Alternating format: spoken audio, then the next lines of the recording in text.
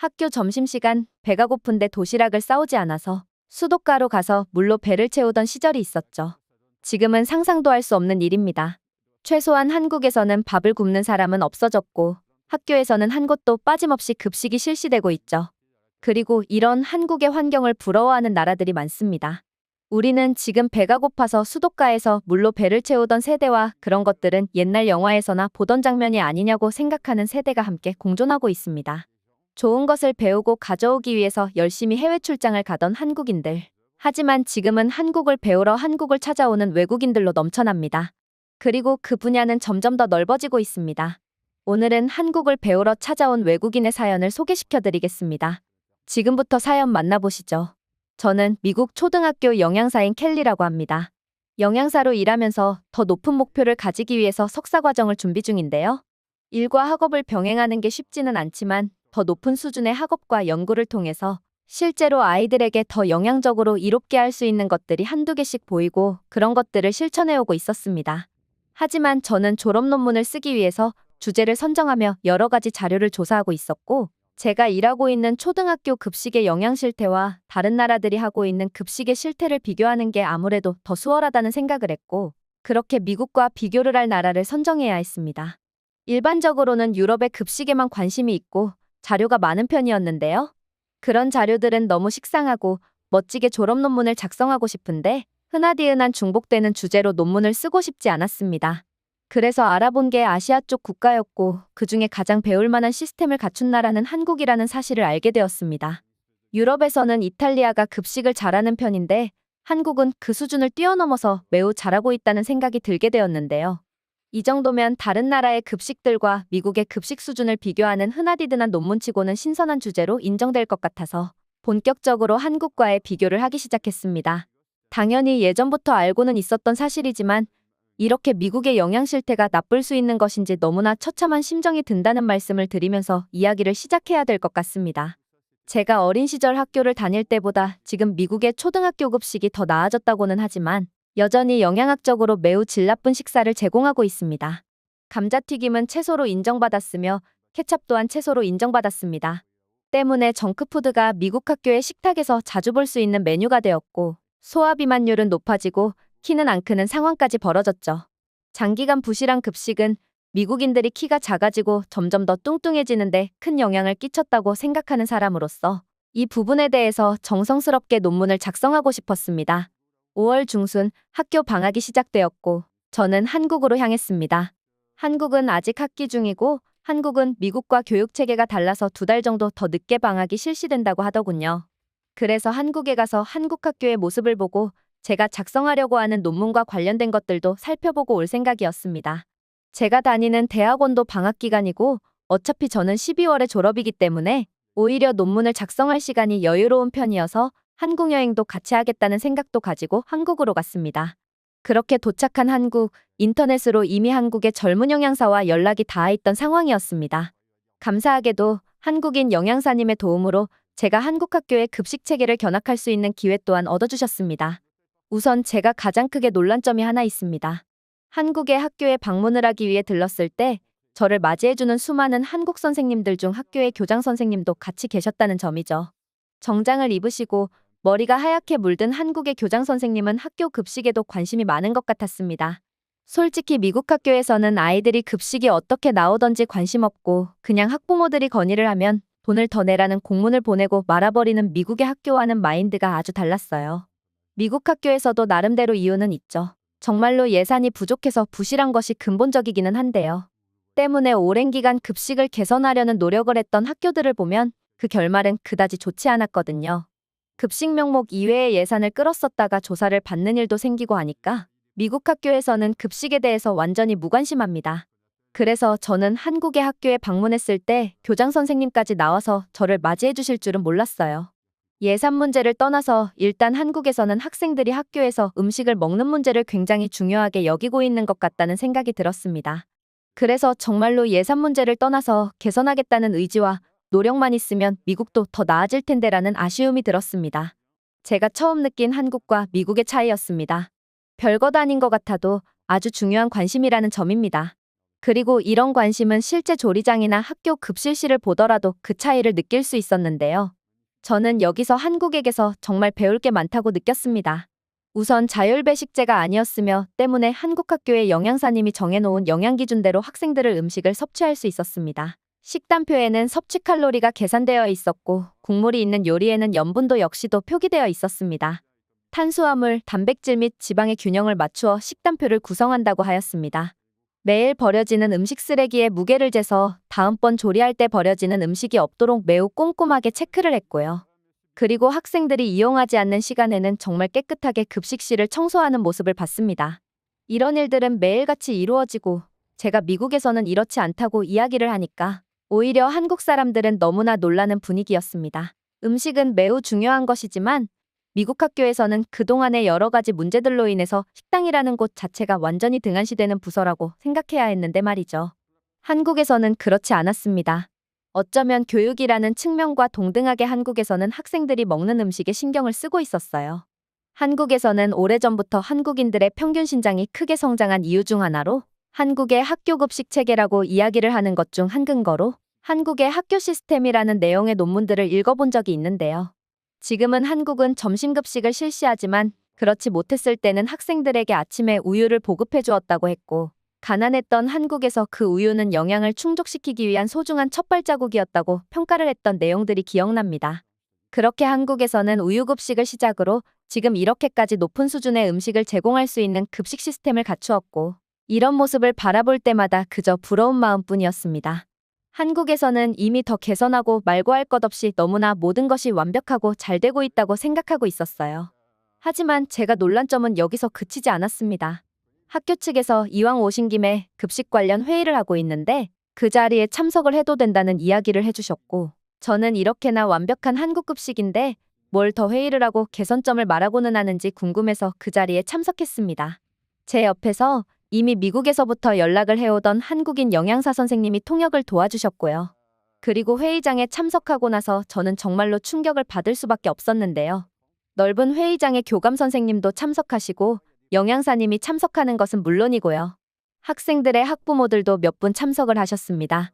학교 급식회의에 학부모가 참석한다는 것 그 자체가 저에게는 너무나 충격적이었어요. 그리고 100% 다 통역을 받을 수는 없었지만 이 회의장에서는 긴장감마저 돌고 있다는 것을 느꼈는데요.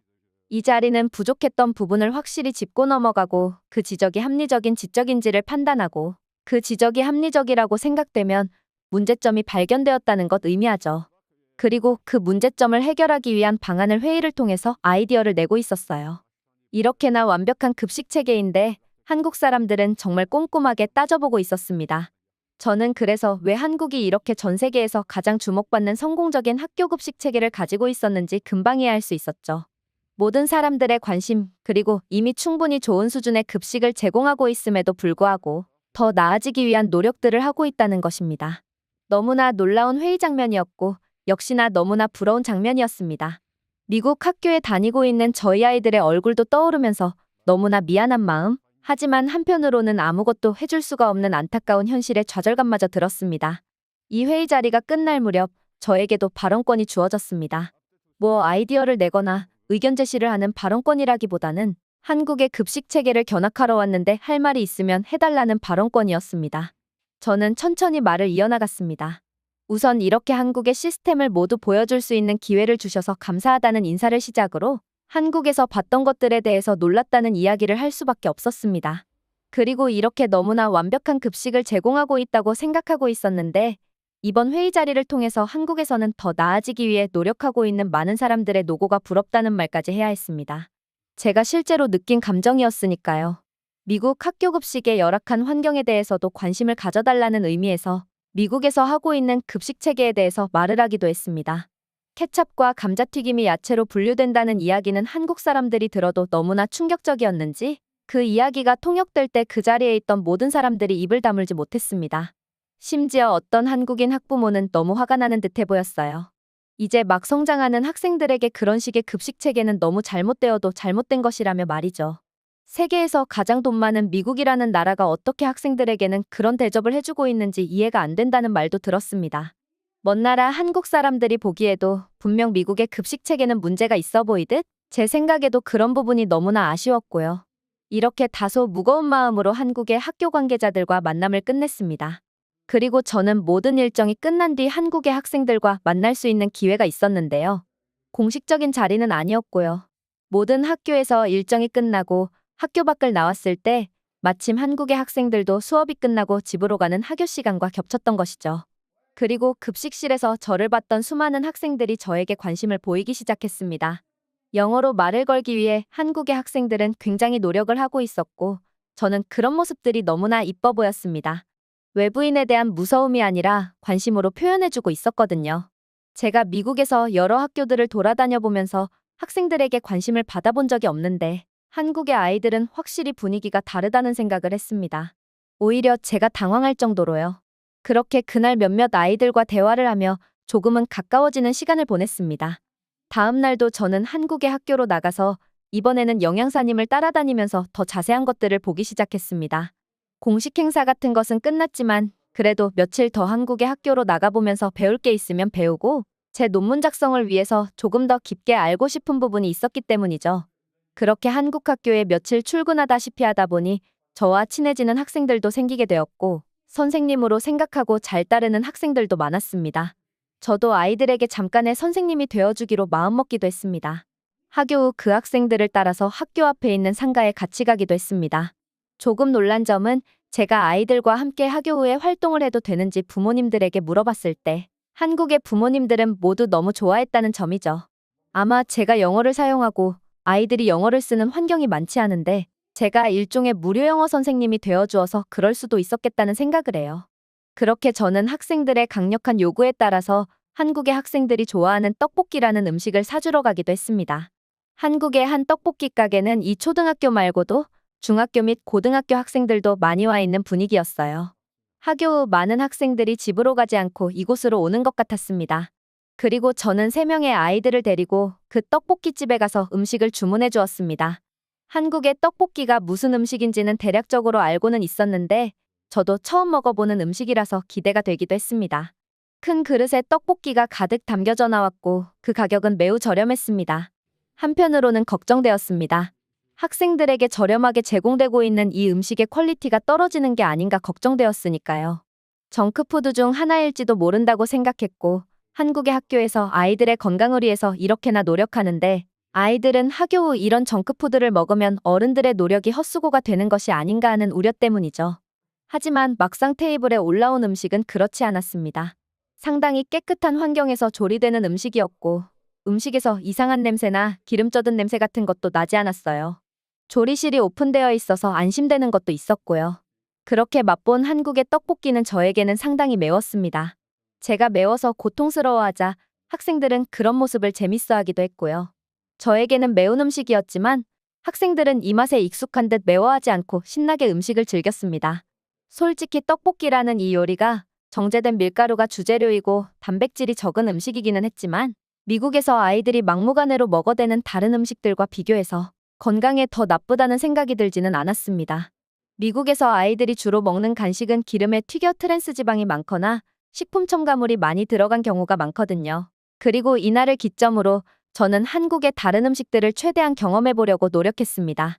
한국에서는 패스트푸드점 말고는 그다지 학생들이 먹기에 곤란한 음식들이 보이지 않았다는 것이 신기했습니다. 자극적이고 기름으로 떡진 음식들로 학생들을 유혹하는 미국과는 매우 다른 분위기였습니다. 한국에서는 길거리에서 파는 음식도 꽤나 있었는데 저는 그 음식들이 질 낮은 음식을 팔고 있을까봐 일부러 가서 사 먹어봤는데요. 따뜻한 만두가 날씨와는 어울리지 않기는 했지만 너무나 맛있었고 오히려 영양적으로도 훌륭한 음식이라는 것을 알게 되었습니다. 가격도 저렴한데 영양적으로도 꽤나 좋은 음식이라는 평가를 내릴 수밖에 없었고 한국에서는 모든 식문화의 환경이 굉장히 좋다는 것을 알았습니다. 이렇게 한국을 돌아보면서 제가 몸담고 있는 분야에 있어서 분명히 한국에게 배울 것이 많았다는 생각을 하게 되었습니다. 물론 저는 앞으로도 학생들이 먹을 수 있는 음식에 대한 개선을 위한 노력을 계속하겠지만 먼저 어디서부터 손을 대야 할지 모를 정도로 답답한 마음이 듭니다. 그저 한국이 부러웠을 뿐이고 그냥 정치인들이 나서서 한국의 시스템을 통째로 베껴오지 않는다면 과연 해결이 될 수 있을 것인가라는 생각이 벽에 부딪힙니다. 더 놀라운 점은 한국도 이런 선진적인 급식 시스템이 도입된 지 얼마 되지 않았다는 점에서 놀랐습니다. 한국에서는 지금 급식을 경험해보지 못한 세대와 급식 말고 다른 것을 경험해보지 못한 세대로 나뉜다고 합니다. 당연히 그 중간에 끼어있는 세대도 있겠지만 이렇게 빠른 발전은 모두의 노력 그리고 정치인들의 노력이 있었기에 가능하다고 생각합니다. 그래서 저는 단순히 한국의 급식을 어떻게 배워야 한다라는 주제의 논문을 작성하려고 했지만 약간 내용을 수정해서 기초적인 환경의 변화가 선행되어야 한다는 내용을 포함해서 약간의 주제 변경을 하기로 결정했습니다. 결과적으로 제가 한국에 다녀온 것은 저에게 많은 도움이 되었고 꽤나 의미 있는 수준의 논문을 작성하고 있습니다. 바쁜 시간을 쪼개서 단기간 한국에 다녀왔지만 한국에 다녀오기 전에 주변 사람들에게 뭐하러 한국까지 가냐며 너무 진지하게 할 필요 없다고 말했던 사람들과 비교해서 제가 작성하고 있는 논문의 수준이 훨씬 깊다는 것 또한 감사하게 생각하고 있고요. 이 모든 것들이 한국에서 직접 경험해보고 보고 온 것들의 결과물이기 때문에 저는 한국에 다녀온 것을 제 인생에 가장 잘한 것들 중 하나로 생각하고 있습니다. 그래서 제가 지금은 영양사로 근무하고 있기는 하지만 언젠가는 정책을 담당하는 공무원이나 의회 쪽으로도 진로를 갈 수도 있겠구나라는 다양한 생각까지 도달하게 되었어요. 그만큼 한국에 다녀온 게 제 인생의 많은 부분을 바꾸어 놓은 것 같군요. 이렇게 글을 마치며 얼른 미국 학교의 급식 시스템이 하루빨리 정상을 찾기 위한 노력을 해야 한다는 말과 그 롤모델은 한국이 되었으면 좋겠다는 말씀을 드리고 싶습니다. 제가 작성한 글 이렇게 읽어주셔서 감사합니다. 오늘의 영상은 여기까지입니다. 그리고 지금 화면에 나오는 영상을 아직 시청하지 않으셨다면 지금 바로 시청해보세요. 재미있는 다음 사연이 기다리고 있습니다. 감사합니다.